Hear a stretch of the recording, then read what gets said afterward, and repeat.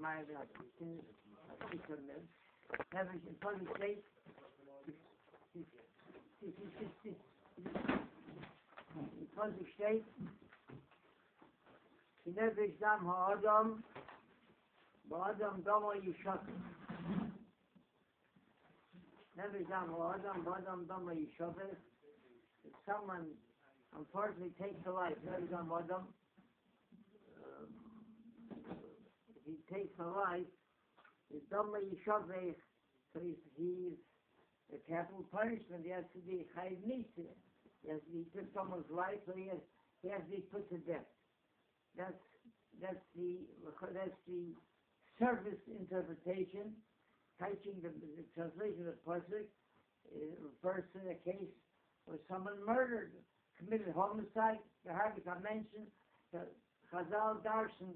Our sages interpret this to mean also that Never Zam Adam, that if someone, an assailant, if someone is pursuing to another individual to take his life,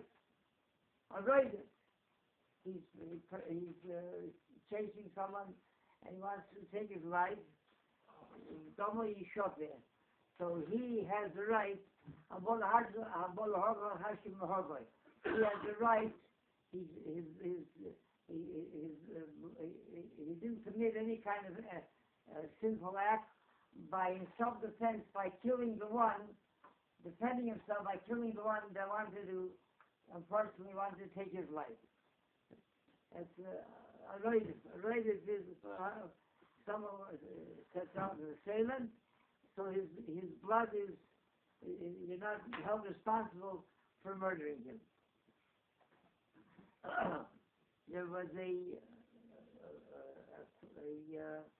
Siamese twins that were born and were attached by the chest.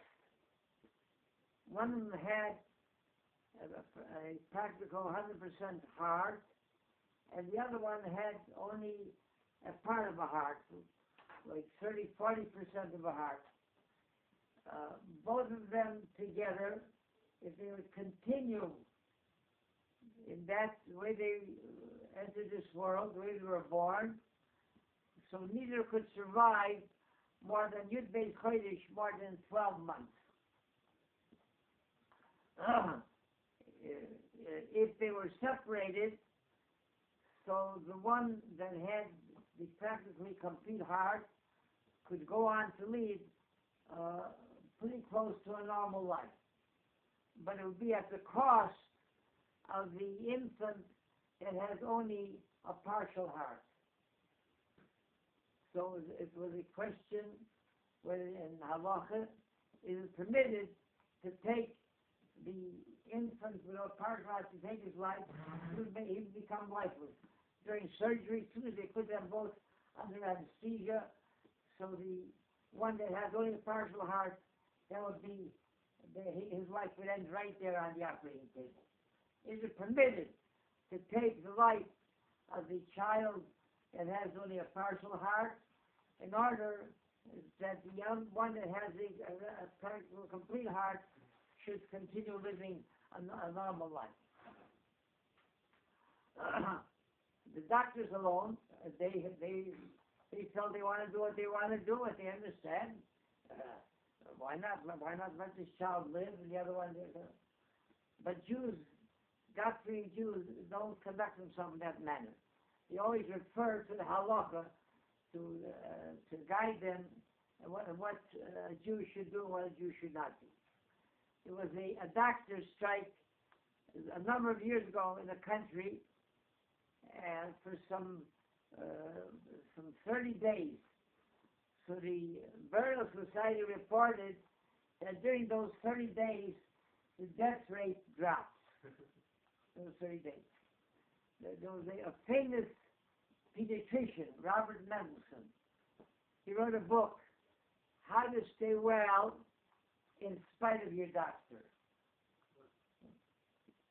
So they went, the family went and consulted who we consider one of the most knowledgeable, highest revered halachic authority in our time. And that happened to be Rabbi Moshe Feinstein. They came with this question with Rabbi Moshe Feinstein, what should the doctors go ahead and operate or should they operate?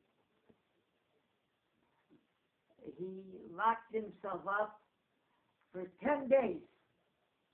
For 10 days, he did not leave his house. He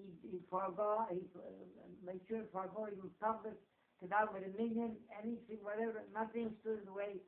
This was a question, they couldn't wait too long, the doctors, question of life and death. So for 10 days, he searched and researched all the sources that were available, and to come up with a decision, a psak. After 10 days, he rendered his decision. He said that the child that has only a partial heart is considered a relative, an assailant, because of him, the other child will not be able to live. After researching it thoroughly, through and through, he said that the child with the partial heart is a relative.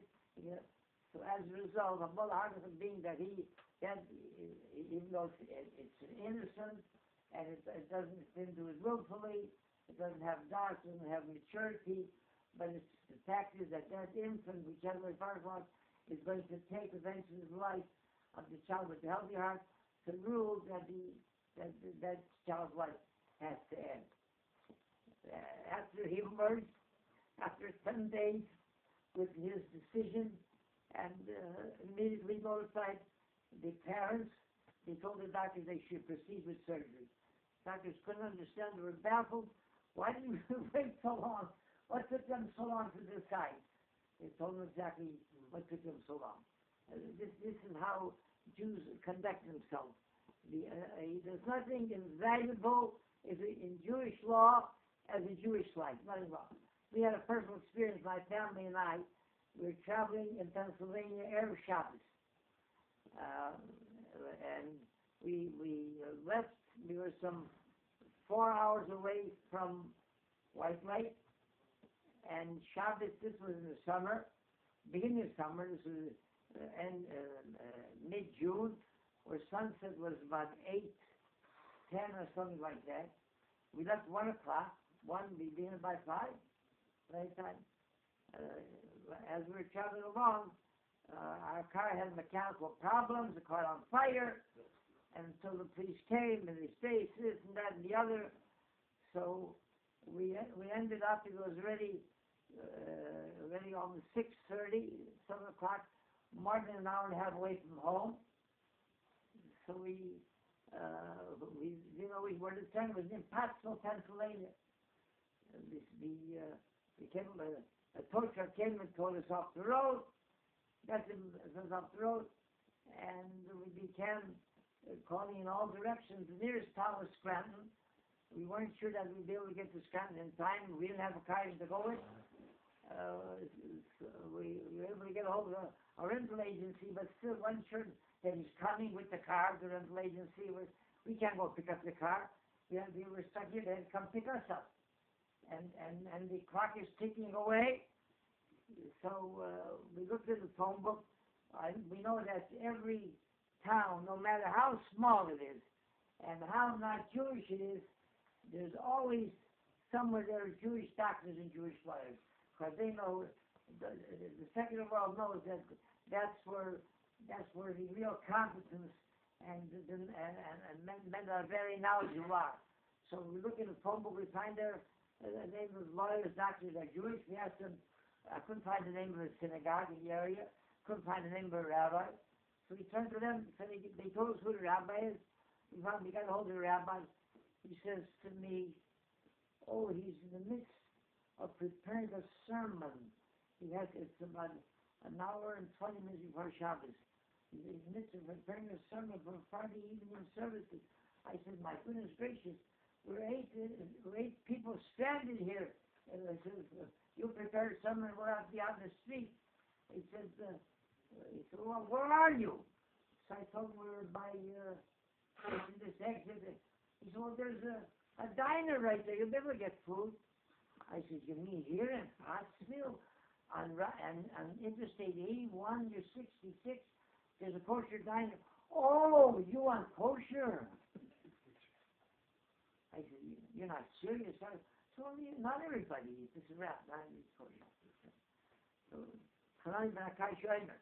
What's that called? He says, Yisrael, the Tikov, Kiblan Peru, Mitzvah, Shinemar, Adonai Chodesh, and Tikoi, Yagud Peru, Yagud.